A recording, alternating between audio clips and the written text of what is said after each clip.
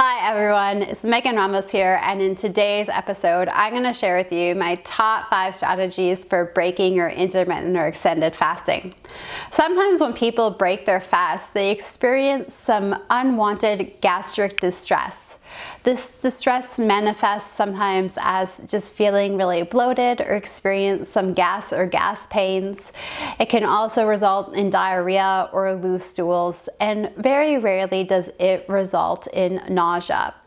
The reason why we experience these unwanted side effects, this gastric distress, is because when our bodies are newer to fasting or they're newer to doing longer periods of fasting, our bodies might choose to slow down the production of digestive enzymes and different digestive juices. So when we reintroduce food, our body just doesn't have the materials that it needs to digest those foods effectively. So sometimes you just get buildup of the body trying to break things down, or things just move through you very quickly because they can't be completely digested because the digestive enzymes just aren't there yet. Now, some people have no issues ever breaking their fast, whether it's 14 hours or 14 days.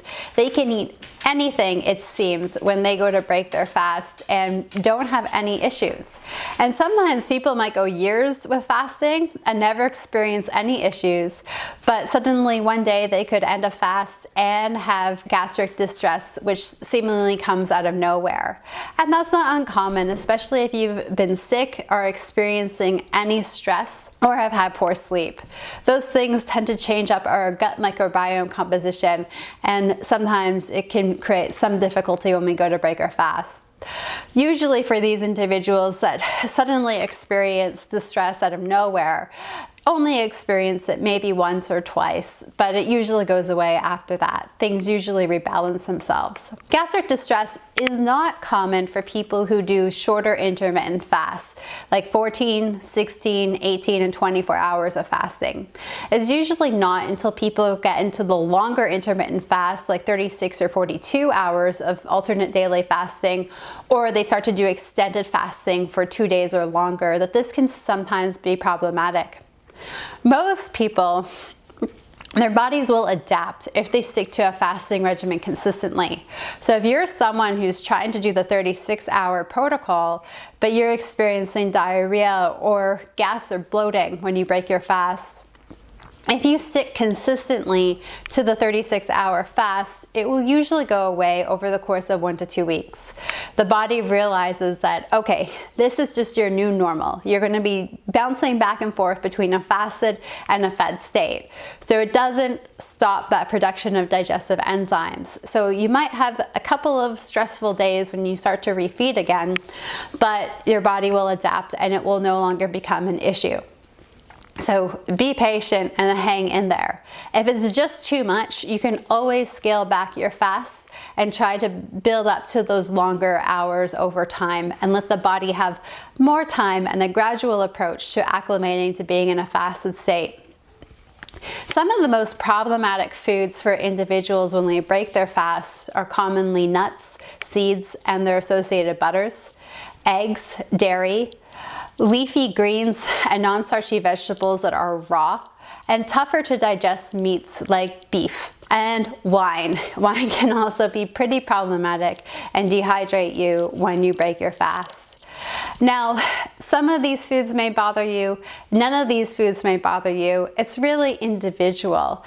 So sometimes people just love breaking their fast with eggs, and that doesn't pose any problems. So that's perfectly fine.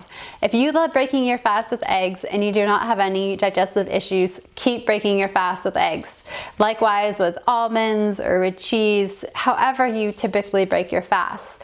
But if you are someone who's experiencing issues and you're eating one of these potentially problematic foods, then try cutting them out and see if that helps with your breakfast. Now, I'm going to share with you my top 5 strategies for breaking your fast if you are experiencing digestive distress. The first thing is to take a glass of water and add a tablespoon of chia seeds or psyllium husks to that glass of water. Stir it in, let it sit for about 15 minutes, then drink it. Wait 30 minutes after you finish drinking your concoction of seeds and fiber and water, and then have your first breakfast meal. Step number 2 is to start waking your digestive system up slowly. We usually recommend that people who are struggling a great deal with breaking their fast have a tomato and cucumber salad with a little bit of parsley. Tomatoes and cucumbers are very easy for your system to digest, and parsley can help bulk up the stools if you're prone to diarrhea. The next thing, step 3, would be to pick up an animal protein source that's easier to digest. So if you're struggling with fatigue and bloating after eating a big steak, I hear you.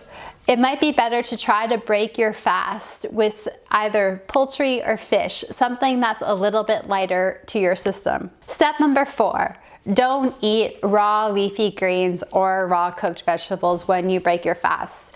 Cook them. You can absolutely cook them in some fat like grass-fed butter, ghee, coconut oil, avocado oil, or extra virgin olive oil, but try to make sure they're cooked. The raw leafy greens and raw vegetables can cause the body to need a lot of digestive juices to break them down. It causes the body to do extra work. If we want to be easy on our systems and give them a chance to gradually wake up again after a fast, then it's just best that you eat your vegetables and leafy greens cooked. Step number 5, if you've had a lighter meal because you're not quite sure how your body is going to respond to breaking a fast and you're a little bit nervous, but you're still feeling hungry, then add in an avocado. The avocado has great fat and great fiber. So the fat will help you feel full. It will send a strong message, a strong signal to your brain that, hey, you are full, you are becoming satiated. But the fiber in that avocado will help make you feel full as well and will bulk up any loose stools that might occur. Don't have one big mega meal. You'll often find that you feel very tired and you'll have tummy distress if you do so. It's better to have a lighter meal with fish or poultry with some non-starchy veg cooked in fat, but keeping it light is generally best practice. But if you are struggling to reach satiation, use that avocado to help you feel full. Now again, if you experience no issues on breaking your fast, then keep on doing what you're doing. But if you are, try some of these strategies. Let us know how they work in the comments below. If you want to see more videos like this, make sure to like this video and subscribe to our YouTube channel. Happy fasting until next time, community. Bye.